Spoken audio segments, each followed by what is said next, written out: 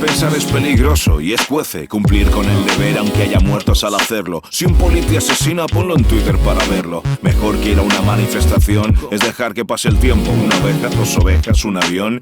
Coge la guitarra y canta el son contemporáneo de algún tema sin sentido y estribillo facilón. ¿Y qué tendrá el sol? Que con él nos desmadramos. Incluso a los vecinos que evitamos, saludamos. No hay discriminación, ya no hay papeles. Pregúntase racista que fornica con latinas en burdeles. ¿Y qué pensaba yo si estoy tumbado haciendo nada? En cuentos y canciones que te inciten a bailar. En rayos de sol, en amor y en desamor. En política y dinero, en olvidarlo y no pensar.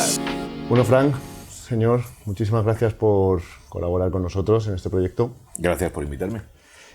Hemos visto, bueno, hemos estado viendo el vídeo de Cerdocracia, un poco cómo funciona la pirámide de las élites financieras, de la democracia. Una pregunta genérica que solemos hacer siempre es si crees que vivimos en una democracia. Bueno, basándonos un poco en lo que muestra este vídeo, es obvio que es una falsa democracia, ¿vale? O que directamente no es una democracia. Desde esa perspectiva, evidentemente, no. Pero hay ciertas libertades, sobre todo en países de Europa, de las que disfrutamos y que creo que sí es bueno dar gracias por esa hipotética democracia que muchos otros países no tienen y no se disfruta. Entonces, basándonos en esa falsa democracia, podríamos decir que estamos un poco más agradecidos a esta que no en otros países donde ni siquiera llegan a eso. Entonces, yo creo que todo pasa básicamente por esos niveles.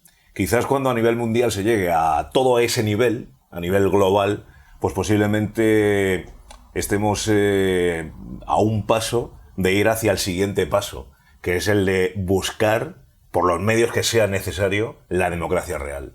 Una equidad. Hombre, con un globalismo, un gobierno globalista, no sé si ocurriría. Esperemos que tengas razón porque vamos de cabecita para ello. Vamos de cabeza. De todos modos, este vídeo me gustó a mí porque me recordó a una charla que tuve hace un tiempo con una economista que, bueno, me hablaba en términos que yo evidentemente no desconozco, ¿me entiendes?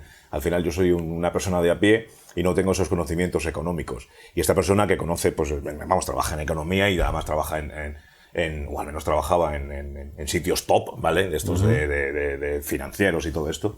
Y hablaba de que realmente para conseguir que toda esa pirámide de la que se habla en este reportaje fuera más beneficiosa para el obrero, la única solución era una revolución.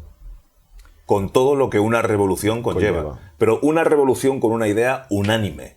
Ajá. ¿Vale? Y es ahí donde prácticamente se puede decir que no es posible, porque todos tenemos ideas completamente diferentes y ahora mismo a nivel gubernamental lo estamos viendo, donde ya no hay bipartidismo, hay muchísimos más partidos políticos que responden a las ideas de esa variedad de ideas que tiene la gente. Entonces es muy complicado que haya una revolución con un lema como el pueblo unido jamás será vencido, cuando el pueblo realmente no está unido. No está unido porque lo están desarmando desde las potencias económicas y los partidos políticos. De hecho, la siguiente un poco pregunta que te quiero hacer es ¿cómo ves la situación política y social actual? En el mundo, en España, en Torrejón. Bueno, en España generalmente, principalmente. En España principalmente, la situación política. Bueno, ahora mismo seguimos sin gobierno. Mola, es como, anda, mira tú, sin gobierno. Pero evidentemente, claro, que estemos sin gobierno no vivimos en una anarquía, ¿vale? Así que hay una especie de gobierno en funciones y están deliberando a ver quién acaba gobernando, ¿vale? Entonces la situación política yo creo que, en mi opinión, ha mejorado desde el punto de vista en el que no hay un bipartidismo, hay muchísima más pluralidad, a ver si me sale la palabra, para poder elegir a quién queremos que sea presidente o quién sea el que esté ahí. Pero al mismo tiempo creo que todo es un poco más confuso. No sé si esto es del todo bueno o es del todo malo. La verdad es que es un poco complicado. Pero tengo la sensación de que, y voy a ser muy irónico con esto que voy a decir, que hay ciertas cosas, sobre todo teniendo en cuenta el concurso de la extrema derecha ahora mismo, ¿vale?, que son muy dignas de analizar, ¿vale? Yo me acuerdo que en los 90... cuando te topabas con alguien de la extrema derecha, era un peligro, ¿de acuerdo? Toparte con gente de la extrema derecha era recibir un insulto y tener que defenderte con ese insulto de modo violento. Era una guerra, por decirlo de alguna manera. Y sin embargo, ahora mismo estamos viendo que en la ultraderecha hay mujeres que lideran partidos y asociaciones de ultraderecha, ¿vale? O que tienen cargos interesantes, mujeres, ¿de acuerdo? No que están ahí para fregar o limpiar, que eso sería lo más lógico en la ultraderecha tal y como yo la he entendido siempre, sí. ¿De acuerdo? Y como era antiguamente. Hay gitanos. Tengo un amigo que es gay, ¿de acuerdo? Que me dice que tiene amigos gays venezolanos que si pudiesen votar, votarían a la ultraderecha. Ya. Imagínate. Y seguro que esos votos ellos los recogerían y les parecería bien que fuesen aliados de esos partidos de extrema derecha. Hay negros en la extrema derecha. Entonces, desde esa perspectiva, irónicamente, a mí lo único que se me ocurre es aplaudir, es decir, ¡qué bien! Yo, como afrodescendiente, ya no voy a tener problemas con la extrema derecha. ¿Por qué? Porque incluso hasta me van a mirar bien como un posible aliado o como un posible votante de esa entidad. Ajá. Entonces, desde esa perspectiva, todo es tan complejo y tan lioso que ya no sabes dónde está la parte buena y dónde está la parte mala. Claro. ¿Vale? Eso es un poco la situación que yo veo de todo esto. No obstante, en el fondo, y el fondo, aunque esté muy profundo, es el que al final hay que tener en cuenta, el concurso de la ultraderecha es bastante preocupante. Eso es lo que creo que preocupa hoy en día. Sí. ¿Vale? Tal y como está la cosa, sobre todo porque a pesar de esa pluralidad, esa pluralidad ha sacado a relucir con pancartas a la gente que tenía una serie de ideas y que ahora pueden ser respaldadas por un partido político que puede llegar hasta gobernar. Efectivamente. ¿Consideras que España es un país racista? Esa pregunta cuando me la hacen, que tengo la contestación hecha de memoria. Yo no considero que España sea un país racista. Yo considero que el universo entero es racista. Yo ahora mismo me voy a Marte y seguro que aparece un marciano, ¿vale? Con antenas verdes diciendo ¡tú, negro de mierda! ¿A dónde vas? ¿Me entiendes? O sea, estoy totalmente convencido de que el universo entero es racista. Por lo tanto, España, como está en ese universo entero, pues también lo es. Bueno, esta entrevista surgió en mi cabeza nada más terminar la entrevista con Mesui. Sí. Cuando estuve hablando con él, estuve intentando... Claro, él es uno de los pilares del origen del hip hop aquí en España, al igual que tú. Y estuve intentando hacer una vinculación con el surgimiento del movimiento neoliberal, las corrientes neoliberalistas, con el nacimiento del hip hop más ortodoxo que trabaja él. Sí. Y claro, esto me lo encontré un poco de rebote estudiando pues diferentes términos históricos. Y cuando acabé la entrevista con Mesui, salí por la puerta diciendo, tengo que entrevistar a Fran T. Pero estamos. Literal, no, sí, agradezco mucho que te hayas prestado porque realmente Mesui, bueno, está en Estados Unidos y no está muy puesto en la escena musical en España. Y claro, entonces, ¿cómo no hablar contigo de este tema? Porque tú al fin y al cabo estás en constante contacto con todos los artistas. Entonces, quiero ir un poco más allá. Con el Mesui empezamos hablando de los años 70, sí. Pero contigo quiero centrarme en los años 80. Bien. Establezcamos un punto de partida. En el año 1996 salta a la palestra una noticia que implica al gobierno de Estados Unidos y a la CIA en el tráfico de drogas en Estados Unidos. Sí. Y básicamente lo que ocurrió es que entraron a formar parte de la guerra en Nicaragua, estaba el gobierno sandinista. Que ¿96 o 86? En el 96 saltó la noticia, en el 80 fue cuando estaba ocurriendo. Claro. Y básicamente estaban combatiendo contra el gobierno sandinista, que es un gobierno nacionalista de izquierdas. Y claro, financiaban a los contras, a la guerrilla, les financiaban con armas. Y los aviones volvían cargados de cocaína. Esa cocaína la introdujeron en Estados Unidos y sobre todo hicieron especial hincapié en introducirla en suburbios de población afroamericana o hispana. Claro, lo que genera pues, crear un entorno de violencia, de drogas y y con lo que luego al final acaba en una represión social, porque empieza a haber pues, problemas, la inseguridad en las calles, matan 6 pájaros de un tiro, básicamente. Aparte de luchar contra el comunismo, introducen drogas con las que se forran. Ellos, la CIA está demostradísimo que se ha financiado mediante el tráfico de drogas. Por otro lado, se aumenta el gasto en defensa, cosa que ellos también se forran.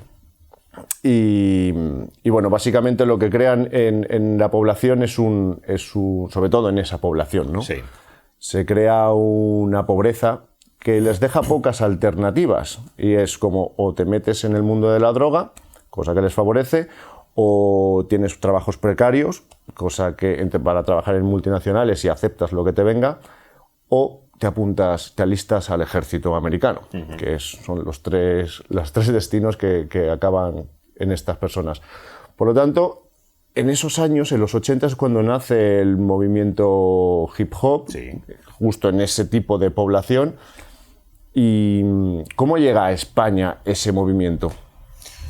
Bueno, evidentemente cuando llega a España, el hip hop en Estados Unidos ya tiene una base, si no sólida, tiene una base bastante fuerte, ¿vale?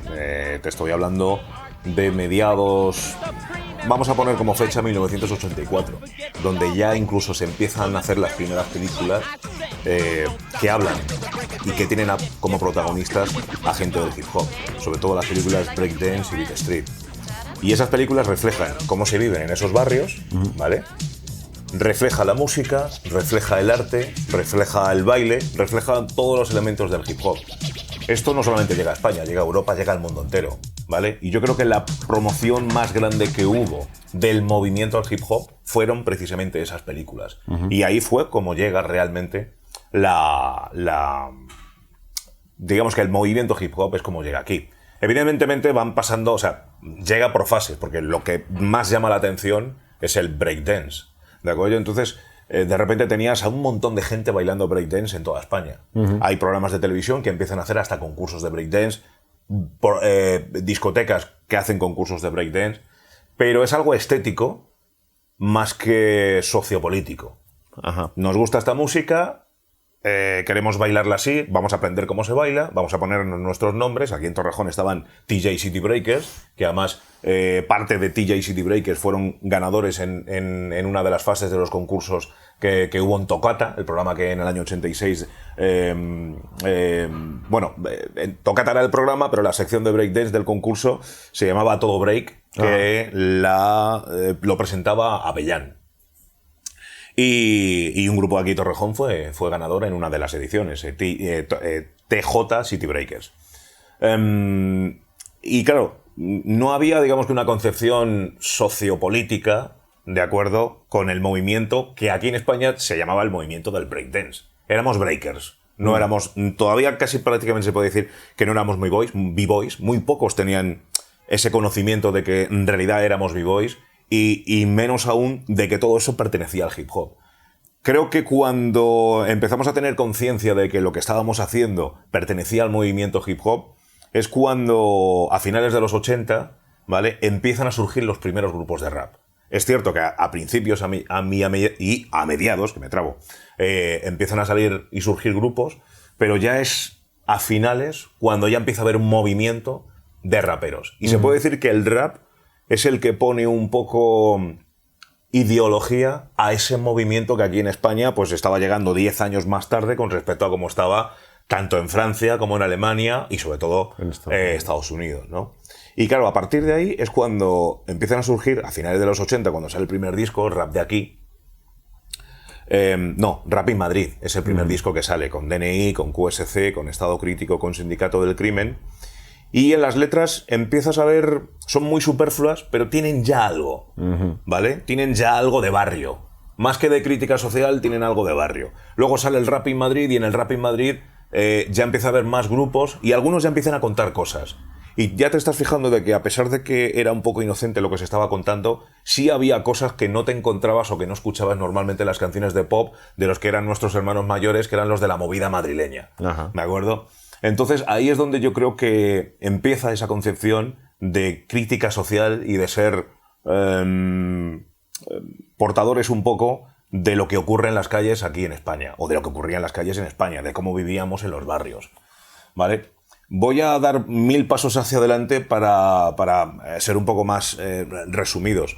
Creo que más allá de la evolución que luego ha ido teniendo, donde después han ido saliendo grupos más conscientes, cuando sale el Club de los Poetas Violentos, cuando salimos nosotros, y que teníamos unas letras donde hablábamos de los nazis, hablábamos de políticos, hablábamos de un montón de cosas, pero siempre sin descuidar la técnica y la calidad musical, no podemos comparar lo que podemos contar a nivel crítico social aquí en España con lo que puedan contar los raperos latinoamericanos. Yo vengo de estar en El Salvador hace muy poco y estuvimos en un simposio hablando de que por qué en España éramos muchísimo más cuidadosos con la técnica y con la poesía y con la métrica en cuanto a la hora de hacer rap que, por ejemplo, en Latinoamérica, en algunos países, no en todos, ¿vale? Porque los venezolanos me parece que técnicamente son muy buenos.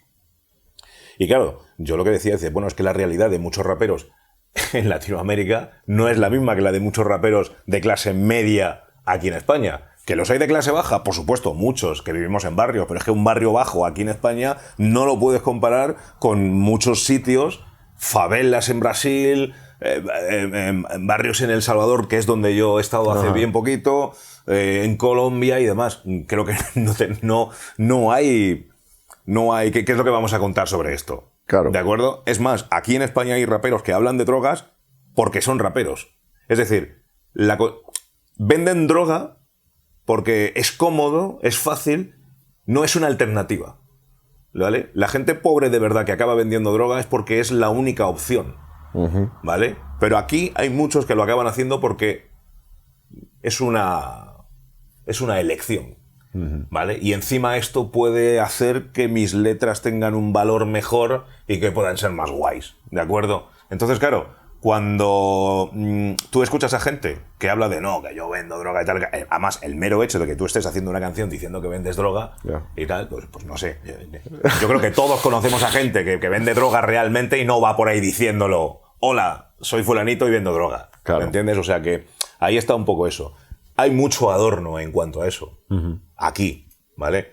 Entonces, hablando de lo que es la situación musical, no sé si ibas por ahí con la pregunta. Empezó No. ¿Dónde ha llegado? ¿Cómo ha llegado realmente? Vale, o sea que exactamente, pues llega básicamente haciendo una adaptación de lo que estaba ocurriendo en Estados Unidos. Pero tiene que ser una adaptación coherente. Yo escuchaba... Sí, perdón. No, que es evidente que no se puede comparar la realidad estadounidense con aquí, en los canales de... Ni mucho menos. Otra cosa es el cable que lo conecta, que evidentemente, bueno, como hemos dicho antes, muchos de estos chavales acaban en el ejército se va moviendo, Estados Unidos tiene bases, yo he trabajado para el ejército americano, por eso conozco muy bien las posiciones de muchas de sus bases. Mi padre era militar, o sea. Claro, por eso está petado el mundo de ellos. Entonces es normal que eso se expanda como una gripe. Pero totalmente. De hecho, aquí en Torrejón, gracias a los militares, a la base americana, nosotros hemos tenido un acceso mucho más fácil a toda la información que venía de Estados Unidos. Claro.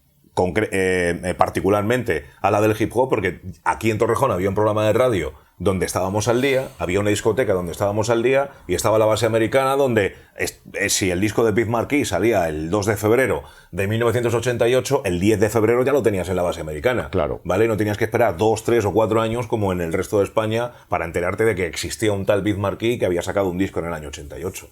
Claro, no, pero mi pregunta iba más por lo que me has respondido, aunque te has adelantado un poco. Sí, bueno. Te has adelantado un poco más, porque realmente la siguiente pregunta que te quería formular un poco es... claro, debido a que nuestra problemática social es diferente a la de otros países, no ha pasado el hip hop en España a apartar la crítica política, a despolitizar el hip hop para pasar a ser un mero instrumento exclusivamente para ganar dinero. Bueno, en España y en todas partes, y no solamente con el hip hop, sino con la música en general. Es decir, ahora mismo vivimos una época, sobre todo hablando de los países más desarrollados, ¿vale? De comodidad casi total. Esa comodidad total hace que, evidentemente, no tengas unas inquietudes a nivel sociopolíticas tan grandes como las que pudieron vivir los artistas que vivían en los años 60 o en los años 70 o parte de incluso hasta de los 80, donde había muchísima revuelta, donde había muchísima conciencia social. Es decir, creo que depende un poco de la época en la que se viva. Por supuesto. ¿Vale? Y creo que dependiendo de esa época en la que se viva, pues al final tú vas a enfocar tu música hacia un sitio u otro porque lo quieres sacar. Yo tengo la sensación de que y volviendo un poco a lo que había dicho antes, el concurso de la ultraderecha en la sociedad española hoy en día está haciendo que muchos que a lo mejor habían abandonado un discurso político vuelvan, aunque sea con pequeñas pinceladas, a tener un pequeño discurso político en sus letras. Ahora bien, yo, por ejemplo, he sido muy crítico con los que llaman raperos conscientes. ¿Vale? Hay muy pocos raperos aquí en España de la denominación rap consciente que a mí me gusten. Creo que muchos no cuidan ni la música, ni el tempo, ni el flow, ni la manera de construir lo que tengan que decir. Es que para mí un músico es un músico. Si vas a tocar la guitarra, tócala bien. Claro. ¿Vale? Si vas a cantar, canta bien, aunque luego digas caca, culo, pedo, pis. Pero canta bien. ¿De acuerdo? Porque si vas a dar un discurso político y no cantas bien o no rapeas bien... No llega. Ya no que no llegue. Sí, porque no, hay gente que concibe no. la música de otra manera, la concibe más desde el contenido. Pero claro, yo personalmente, yo es que necesito que la melodía, necesito que el flow, necesito que la técnica, necesito que la voz sea buena. Entonces yo prefiero una canción que sea superflua, pero que sea una buena canción, que no una canción con el supercontenido sociopolítico donde, mira tú qué revolucionario que eres, y que luego como canción sea pues algo mediocre. Ya. Creo que eso tampoco sirve. Y eso tampoco lo tenemos que aplaudir, tenemos que ser críticos también con eso. Por supuesto. Y aquí en España hay muchísimo de eso. ¿Qué quiero decir con esto? No estoy animando ni mucho menos a que todo el mundo haga letras superfluas y solo se fije en la música. No, es que hay muchos raperos que a lo mejor no están todo el rato y constantemente diciendo no porque Lenin, no porque Hitler, no porque tal, no porque Reagan, no porque no sé qué, y hablando de política y de la Guerra Fría y de no sé qué y no sé cuánto. O sea, no. Dilo en los momentos en los que tienes que decir. Por supuesto, claro. Por ejemplo, Tote King no se le considera un rapero consciente. Pero Tote King habla muchísimo de política. Muchísimo. Y cuida el flow, y cuida la técnica, y cuida todo eso. Pero hay otros, que por respeto no voy a decir el nombre, que están todo el rato dando el tostón y digo, tío, tienes unas bases que son muy malas. No llevas el ritmo. Tu voz no mola. Y la rima que has hecho no mola tampoco, por mucho que esté súper documentado a nivel cultural, de político de esto. Ya. ¿De acuerdo? Claro, dirás, no, es que este es un activista. Bien, si eres un activista, haz activismo. Y yo te voy a aplaudir. Y voy a ser el primero que te va a adorar y que te va a seguir.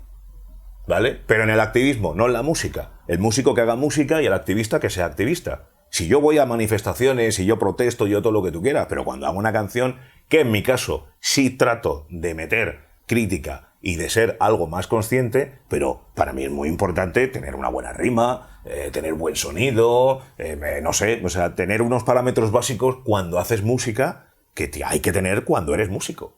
Efectivamente. ¿Vale? Y aquí creo que es que, no, lo importante es lo que diga. Si estás haciendo música, claro, lo importante es, si eres un tío que escribe muy bien, en serio, escribe libros.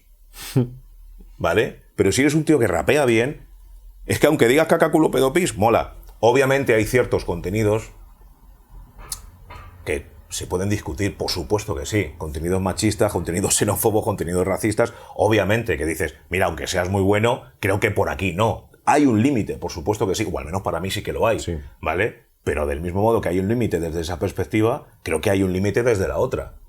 Vamos a cuidar musicalmente el contexto musical y no nos centremos única y exclusivamente en ese discurso de tal y aplaudamos al que tiene el discurso súper político cuando como músico pues no vale ni media patata. Bueno, tampoco es que haya mucho discurso político ahora mismo, precisamente, pero realmente el hip hop, cuando yo lo conocí, que lo conocí con vosotros, parecía como que era un movimiento de izquierdas, principalmente. Por eso a lo mejor... Yo lo sigo considerando como eso. Claro, pero si no hay carga política, ¿por qué no va a poder escuchar una persona? Es que también lo habéis criticado, porque os he escuchado decirlo. Claro, habéis criticado que lo escucha gente de derechas. Claro, coño, si nadie se mete con él, ¿por qué coño no va a escuchar? Desde luego, además, o sea, es lo que te decía antes irónicamente. Digo, joder, pues si es que es el mejor momento, si es que tenemos hasta los fachas que nos escuchan y que se ponen nuestras camisetas y van a nuestros conciertos. Fenomenal, yo antes me pegaba con ellos, ahora resulta que vienen a nuestros conciertos. Y claro, la cuestión está en que hay que ser críticos, y yo creo que hay que ser críticos con la gente que tiene ideas, en mi opinión, fascistas, ¿de acuerdo? Porque al final un día vamos a ver a algún rapero haciendo una versión rap del Canal Sol. Entonces vamos a tratar de que esto no evolucione a eso. Imagínate, ¿me entiendes? O algún rapero haciendo una rima diciendo, no, inmigrantes, no entréis aquí. Bueno, ¿sabes? O sea, mierdas de estas que dices, oye, vamos a tener cuidado con esto porque es que estamos cerca, ¿vale? O estamos menos lejos de llegar a una cosa así. Es más, si tenemos a uno, y no voy a decir que sea rapero porque para mí no lo es, Santa Flow, ¿de acuerdo? Que ese tío directamente, claro, el Santa Flow ese, es que hace tweets y tal, metiéndose con todo el mundo a nivel de izquierda, como diciendo, no, es que la izquierda tal y tal. O sea, vas por ahí diciendo que eres un rapero y metiéndote con la izquierda. O sea, ha apoyado incluso hasta la manifestación esa que se hizo en Colón, ¿vale? Porque como no rompieron nada y no quemaron nada, fueron muchísimo más cívicos que las protestas de los de la izquierda. Vete a cagar, tío. Estamos... Claro, hablando con Sui me convenció un poco con el término... O sea, el término apropiación cultural, ¿cómo lo consideras tú antes de desarrollarlo un poco más? Apropiación cultural. Yo lo considero desde esa perspectiva. Cuando... 2000, 98, 99, 2000 y tal, y me patrocinaban marcas, ¿vale? Eran marcas llevadas por gente del hip hop, pensadas para el público de hip hop, ¿vale? Fubu, Calcanay, etcétera. Sabían qué es lo que nos gustaba, cómo llevarlo y tal. Los precios de esas ropas eran muy caras. Esa era la guerra que había. Yeah. Decir, vale, oye, esto es ropa para nosotros y tal, pero es que es muy cara. ¿De acuerdo? Apropiación cultural es que venga Zara, que venga H&M y que vengan todas estas marcas y digan, vamos a coger una camiseta de estas y vamos a poner una foto de Run DMC y la vamos a vender a 10 pavos. ¿Vale? Y se convierte en algo popular y tienes a gente que no sabe quién es Run DMC o quién es Wu-Tang Clan o cuál es el logotipo de no sé qué cosa que tiene que ver con el hip hop de Public Enemy y lo lleva. Y tienes ahí a una persona que no sabe absolutamente nada de lo que lleva. Y a nivel cultural, pues se puede decir que las grandes superficies se han apropiado de lo que era solamente para unos pocos. Se han aprovechado. Es un ejemplo. Se han aprovechado, pero apropiar realmente cuando hablé con Sui, por eso te lo nombraba, es como es un ejemplo, ¿de acuerdo? O sea... Y me convenció un poco y es como realmente... Se ha capitalizado el movimiento hasta tal punto que ha perdido su esencia, la manera más ortodoxa de verlo, por lo menos de la suya. Sí, claro, por supuesto. De hecho, ahí desembocamos un poco también en el hecho de que haya gente que a nivel sociopolítico tengan una idea totalmente de derechas, ¿vale? Y que sean capaces de escuchar un disco de rap. Claro, evidentemente depende de qué disco de rap escuchen. Claro, porque lo que yo no entiendo, y es un poco lo que Sui y yo criticamos en la canción, es ¿cómo puede ser fan de Fran T, o del Mesui, o del Chollín, o de incluso Tote King, o incluso de Shota, si en nuestras canciones, de un modo o de otro, le estamos metiendo a caña a la derecha? Ajá, vosotros, pero ahora mismo... Bueno, ya, pero sí, pero es que hablo de que hay gente de derechas, ¿vale?, que nos está escuchando. Eso es a lo que voy. Eso es lo que no entiendo. Que digas, bueno, vale, que escuches a lo mejor a... Es que no sé, es que mires por donde lo mires. Dices, venga, que escuches a Jun Beef, que a lo mejor Jun Beef no tiene ningún mensaje político así claro. Vale, bueno, puede que no tenga ningún mensaje político claro, pero no me inspira que sea una persona súper de derechas, Jun Beef. No lo creo, tampoco. ¿Me entiendes? A la hora de escucharle por lo que dice, aunque no tenga un mensaje político. Pero ¿qué mensajes hay en el trap, tío? Bueno, pero lo que te quiero decir es que quizás el mensaje que hay en una canción de Jun Beef, ¿vale?, que habla de las cosas que habla, que tampoco es que profundizo yo mucho en su música, pero la cuestión es que dice una serie de cosas que yo creo que una persona que sea de ideología derechista, a lo mejor tampoco se sentía del todo cómodo escuchando esos valores que él proclama en sus canciones. Ya. ¿Sabes lo que te quiero decir? O sea, al final hay mucha calle, incluso hasta los mensajes de trap más superfluos, ¿vale? Claro. Entonces, bueno, claro, te gusta la música, te gusta la voz, te gusta el rollo y dices, bueno, pues me gusta pues aunque yo vote a que no quiero los inmigrantes, aunque hable de los inmigrantes, oye, pues es que me gusta la música de este tío, ¿por qué no lo voy a escuchar? Claro. No lo sé. Posiblemente sea eso. No sé si hay una apropiación cultural de la música, en este caso del hip hop, pero la cuestión es que hoy en día el hip hop ya ha dejado de ser algo solamente para los militantes. Efectivamente. Ha dejado de ser algo para los militantes, es una cuestión global. Y es que al fin y al cabo, cuando una persona como KCO va al Within Center y mete 10.000 personas un día y va al día siguiente y mete otras 10.000, es casi una ingenuidad pensar que de esas 10.000 personas todas tengan una misma ideología o una misma idea. Y eso que él sí que tiene canciones, muchas de hecho, donde tiene un mensaje consciente o que deja claro precisamente que la derecha, pues no. Que una persona de derecha a lo mejor no le debería de gustar lo que dice KCO. A lo mejor le gustan, pues las canciones, no sé, a lo mejor la gente hace como, esta sí, esta no. Esta sí, esta no. Entonces las que sí me compensa, voy a su concierto. Claro. Ya para terminar, quería hacerte poner en la palestra otro tema que espero que me sepas un poco. Sí. El tema de dónde está la mujer en el mundo del hip hop. Esta ola, digamos que de activismo feminismo que está viendo, que está animando a que las mujeres se posicionen y que digan, oye, aquí estamos. Lo estamos viendo en el deporte, lo estamos viendo en la política y en el hip hop también está pasando. Por supuesto. Hay que seguir trabajando, hay que seguir creciendo y tal. Y para mí, más allá de la política, del deporte y de la música, en el día a día. Creo que donde hay que seguir trabajando es en el día a día. Todos, inclusive yo como hombre, por muy feminista que yo me crea, tenemos esos ramalazos de machismo muchas veces del que tenemos que seguir aprendiendo. Claro, de hecho, la pregunta no formulada que más me han caído broncas por no hacerla era en torno aquí la amiga por no hacerla fue al Sui, porque claro, el Sui tiene un rollo. Espero haber respondido bien. Sí, no. No, de hecho, hombre, si no te importa dar tu punto de vista o tu versión, por mí, de hecho, ella es parte fundamental del desarrollo de este proyecto. Sí. Y creo que es importante que haya una mujer que desarrolle, porque yo no me siento acreditado para desarrollar ese proyecto y sin embargo tenemos que vivir esto con la máxima naturalidad, que la gente muestre su valía, sea una mujer o sea un hombre, y que se valore eso, que se valore el trabajo que ha hecho. Pero dicho esto, cuando una mujer pueda hacer algo, que no se la excluya, como ha ocurrido muchas veces. Claro, por supuesto. Y como sigue ocurriendo. Lo que ocurre muchas veces es que la gente se dirige en nuestras redes sociales, se dirige a nosotros y se dirige, hey bro. Claro. No. Bueno, pues que sepáis que este proyecto está dirigido por una mujer. Sí. Bueno, entre otros, ¿no? Pero vamos, dicho esto, creo que no solo... Y yo me considero una persona feminista con todo lo que tengo que aprender, ¿de acuerdo? Tanto del feminismo como de la mujer.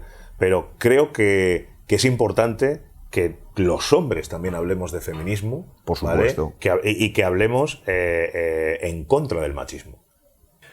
Bueno, pues ya la hemos engañado. Ella es Filipa Ribeiro. Es una parte esencial en el desarrollo de este proyecto. Es un pilar. Y es una mujer muy interesante que va a aportar muchas cosas. Yo realmente lo que me ocurre, Frank, Filipa, es que como hombre quizás no me siento autorizado a desarrollar, como lo puede hacer ella, de la manera que lo va a hacer ella, un proyecto. O sea, apoyo el feminismo, estoy en contra totalmente del machismo, pero creo que no somos conscientes quizás diariamente de lo mismo que sois vosotras.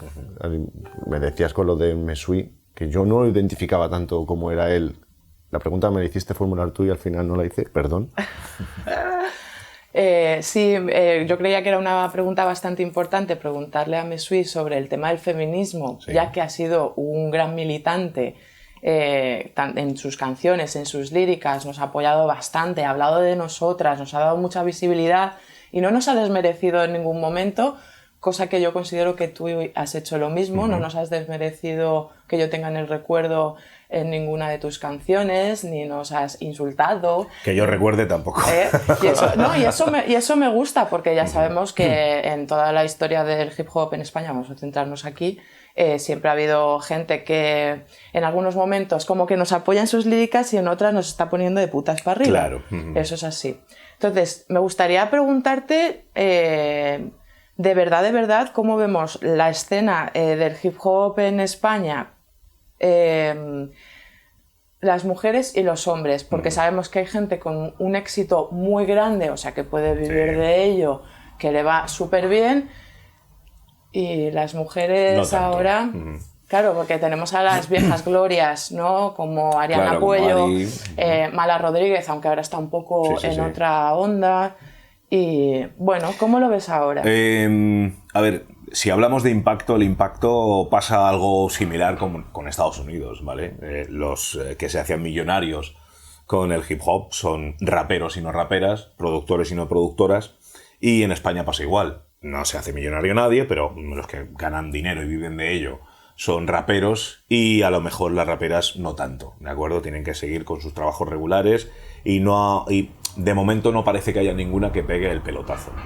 Dicho esto, en mi opinión, yo no le voy a dar tanta importancia al pelotazo como el hecho de que estén allí, porque sí ha habido un momento en el que daba la sensación de que no estaban allí, ¿vale? Ha habido una especie de vacío durante muchos años entre Mala Rodríguez y Ari y lo que está surgiendo ahora, que creo que era bastante preocupante. Y ahora sí que dices, vale, hay raperas. O sea, uno ya puede incluso plantearse hacer un mini festival con un cartel con 10 raperas españolas. Y eso es lo que me parece interesante, que por lo menos haya. Además, raperas españolas que tienen sus seguidores, que no se están haciendo ricas, que no están ganando mucho dinero y que a lo mejor no tienen el mismo impacto. Bueno, no pasa nada. Rico nadie, ¿no? Hasta cierto punto. Claro, sí, ahí está. Pero quiero decir que no importa tanto el impacto. Yo insisto, yo estuve en un concierto en el que se hizo en Madrid de Ira y me pareció fantástico. Un sitio que estaba lleno, ellas meten más gente de la que meto yo hoy en día, ¿vale? A lo mejor no soy un buen ejemplo porque yo ya soy una vieja gloria, pero el tema está en que hay gente que va a sus conciertos, se pueden permitir hacer una gira, ¿vale? Y no son ni Mala Rodríguez ni Ariana Puello, son otras. Y hay otras que a lo mejor están ahí trabajando, se lo están currando, pero que yo en mi programa, en la cuarta parte de Radio 3, estoy escuchando y estoy poniendo y estoy apoyando precisamente para que tengan esa visibilidad y demás.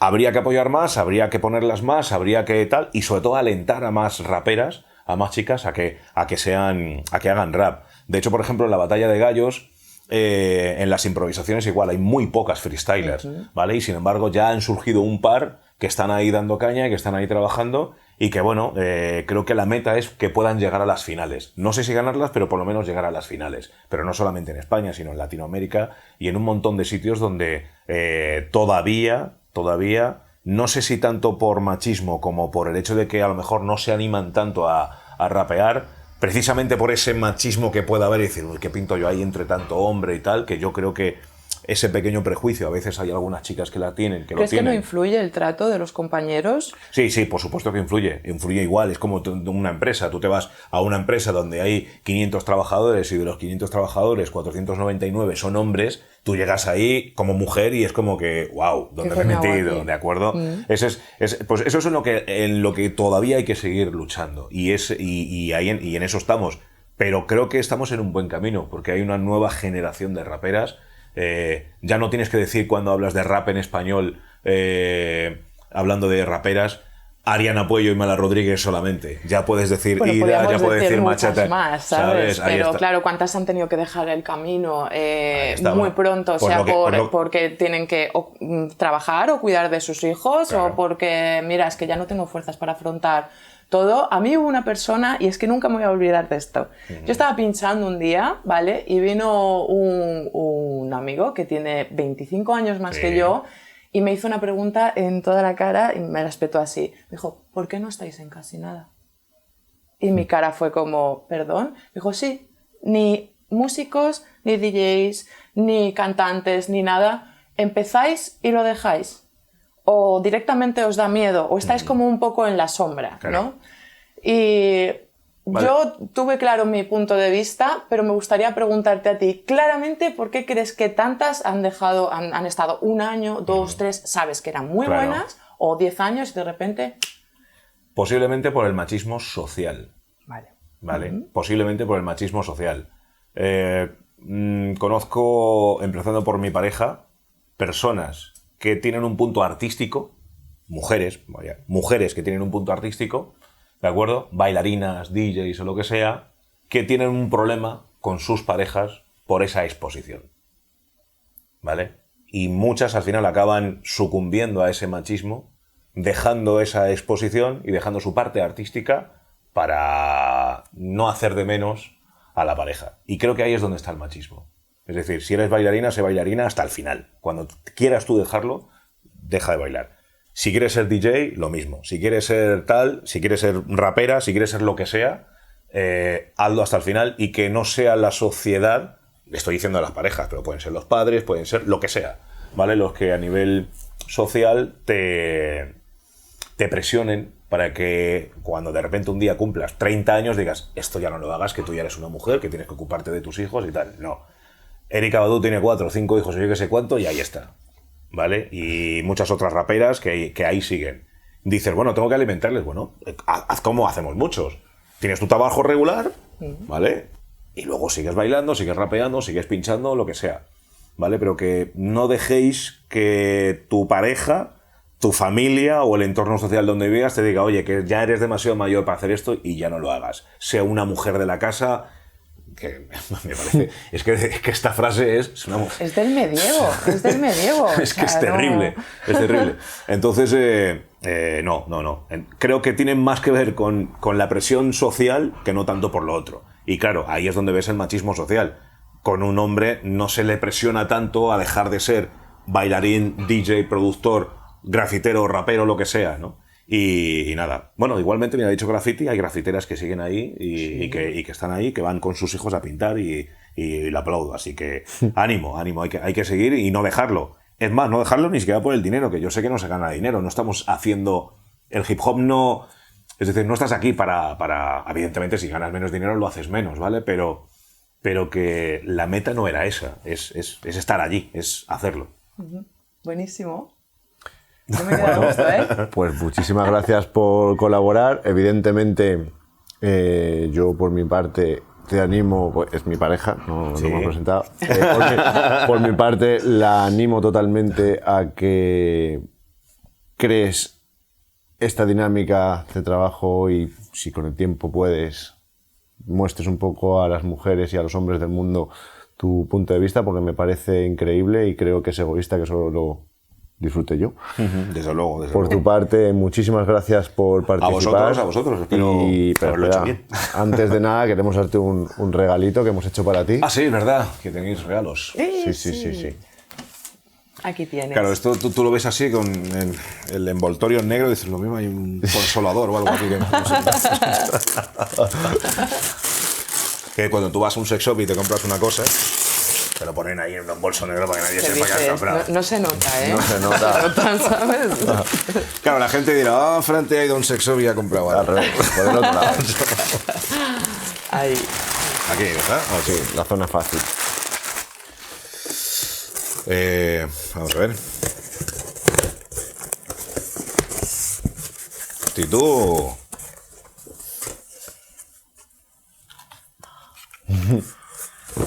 Me gusta. Oh. Cerdocracia. Muy bien. Fenomenal, pues ya tengo 2 camisetas nuevas. Oye, pues muchísimas gracias, muy amables. Ah, bueno, y los calzontines estos. Los calcetines.